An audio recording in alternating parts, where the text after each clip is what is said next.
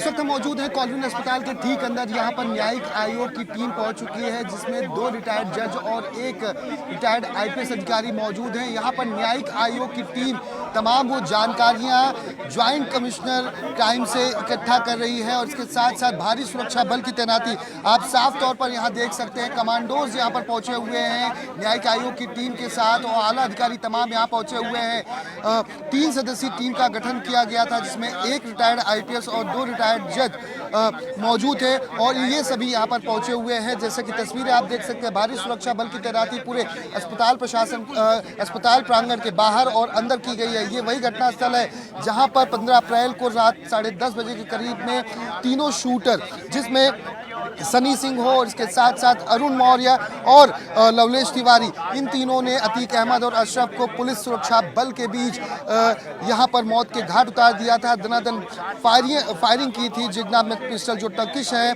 और भारत में बैन है, उससे फायरिंग की थी, जिसमें अतीक अहमद को 8 गोलियां लगी थी और अशरफ को 6 गोलियां लगी थी और घटनास्थल पर ही दोनों की मौत हो गई थी। और उसके बाद से ही प्रयागराज पुलिस की सुरक्षा व्यवस्था को लेकर सवाल खड़े हुए थे और इस पूरे मामले में सरकार की तरफ से न्यायिक आयोग टीम का गठन किया गया था, जो इस पूरे मामले की जांच करेगी। और न्यायिक आयोग टीम लखनऊ से यहां पर पहुंच चुकी है। अब ऐसे में एसआईटी की टीम कुछ समय पहले एफएसएल की टीम के साथ पहुंची थी, आला अधिकारियों से बात कर यहां इस पूरे घटनास्थल का मुआयना लिया था। अब जैसा कि आप देख सकते हैं कि न्यायिक आयोग की जो टीम पहुंची है, आला अधिकारियों से बात कर रही है और पूरा ब्रीफ किया जा रहा है कि मुख्य जो गेट है अस्पताल का, उससे जहां पर मेडिकल कराया जाना था अतीक अहमद और अशरफ का, उसकी दूरी की अगर बात की जाए तो महज 7 से 8 मीटर की दूरी ये है जहां से घटना स्थल है। और ऐसे में ये तीनों जो शूटर थे फर्जी पत्रकार के भेष में फर्जी कैमरा और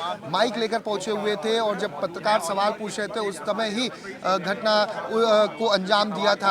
आपको बता दें कि न्यायिक आयोग की जो टीम है वो हर एक बारीक जानकारी ले रही है कि जो पुलिसकर्मी उस वक्त घटना स्थल पर मौजूद थे अतीक अहमद और अशरफ की सुरक्षा में, आखिर वो किस तरह से यहाँ पर उसको सुरक्षा प्रदान कर रहे थे और चूक कहां पर हुई है। क्योंकि इस पूरे मामले में बता दें कि अस्पताल के जहां पर ये घटना घटी है, इसी से 100 मीटर की दूरी पर शाहगंज पुलिस स्टेशन है। वहां के एसएचओ समेत कुल 5 पुलिसकर्मियों को इस पूरे मामले में सस्पेंड किया गया है। 2 सब कांस्टेबल और 2 कांस्टेबल और 1 एसएचओ को सस्पेंड किया गया है।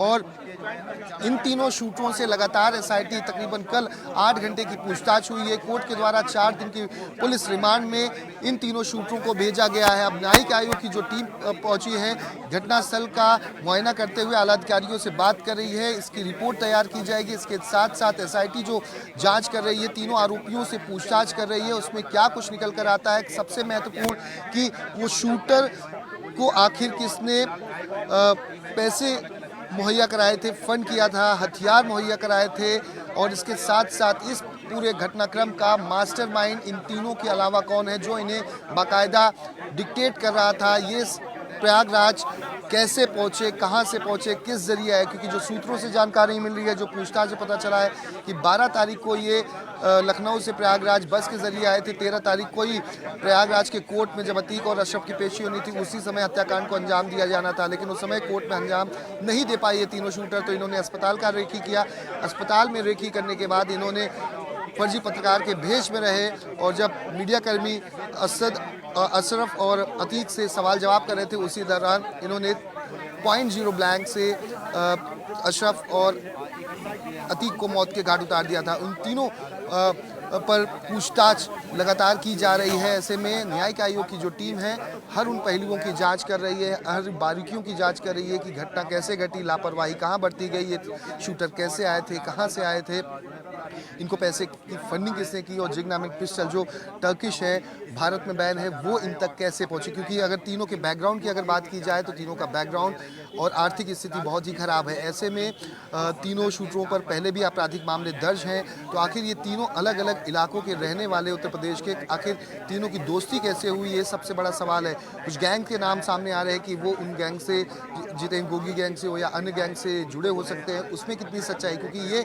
अपने बयानों को ही बदल रहे हैं और जिस तरह से इन्होंने शूट आउट को अंजाम देने के बाद खुद को सरेंडर किया, उस पर भी कई सवाल खड़े हो रहे हैं। धार्मिक उन्माद इन्होंने किया, शब्दों का उद्घोष किया, उसको लेकर भी सवाल खड़े हो रहे हैं कि ये केस को डाइवर्ट करना चाहते थे शूट आउट के बाद। तो ऐसे कई सवाल हैं जिन सवालों के जवाब अब SIT जानना चाहती है, न्यायिक आयोग की टीम जानना चाहती है। वहीं नेशनल ह्यूमन राइट्स कमीशन ने भी प्रयागराज के कमिश्नर और DGP से 4 हफ्ते में इस पूरे घटनाक्रम को लेकर जवाब मांगा हुआ है। तो सरकार की किरकिरी ना हो इसलिए न्यायिक आयोग का गठन किया गया है, जिससे कि रिपोर्ट सरकार तक पहुंच सके और इस पूरे मामले में निष्पक्ष तरीके से जांच हो सके, जिससे कि जो भी इसमें दोषी पुलिसकर्मी हो या कहाँ कुछ लापरवाही हुई उस पर प्रकाश डाला जा सके। वहीं इन तीनों आरोपियों से कड़ी पूछताछ की जा रही है। यह जानना बहुत ज़रूरी है कि ये तीनों जब कम उम्र के शूटर हैं, जिनकी उम्र 18 से 23 साल के बीच है, आखिर इतने बड़े जघन्य अपराध को कैसे इन्होंने इतने बड़े माफिया को अंजाम दिया। अब देख सकते हैं न्यायिक आयोग की जो टीम है, जो रिटायर्ड जज हैं IPS, और ये सभी अंदर की तरफ जाते हुए कि आखिर मेडिकल कहाँ कराया जाना था, ये भी अपने आप में एक सवाल है। क्योंकि जब अतीक अहमद और अशरफ को यहाँ पर लाया गया था तो मैं 10 मिनट पहले ही अस्पताल प्रशासन को इस बारे में सूचना दी गई थी। तो अस्पताल प्रशासन के जो मुख्य अधिकारी हैं उनसे भी इस पूरे मामले में पूछताछ की जाएगी, उनका भी बयान दर्ज किया जाएगा कि आखिर कब इनको जानकारी दी गई थी, 10 मिनट पहले या आकस्मिक जानकारी दी गई थी। इस पूरे मामले में एक रिपोर्ट तैयार की जाएगी और रिपोर्ट तैयार करने के बाद सरकार को ये तमाम चीज़ें दी जाएंगी। तो अब ये देख सकते हैं कि तैयारियां यहाँ की गई थी तीनों आरोपियों को रिक्रिएशन करने के लिए। उससे पहले न्यायिक आयोग की टीम यहाँ पर हर बारीकियों पर जांच करते हुए यहाँ पर अपनी रिपोर्ट को तैयार करेगी। कैमरामैन कालिकान के साथ दीपक दुबे, न्यूज़ 24 प्रयागराज। नमस्कार, मैं हूं मानक गुप्ता। अगर आपको हमारा ये वीडियो पसंद आया हो तो इसे लाइक और शेयर जरूर करें, और हाँ, हमें सब्सक्राइब और फॉलो करना ना भूलें ताकि आप देश और दुनिया की कोई खबर मिस ना करें। तो जुड़े रहिए हमारे साथ और देखते रहिए न्यूज़ 24।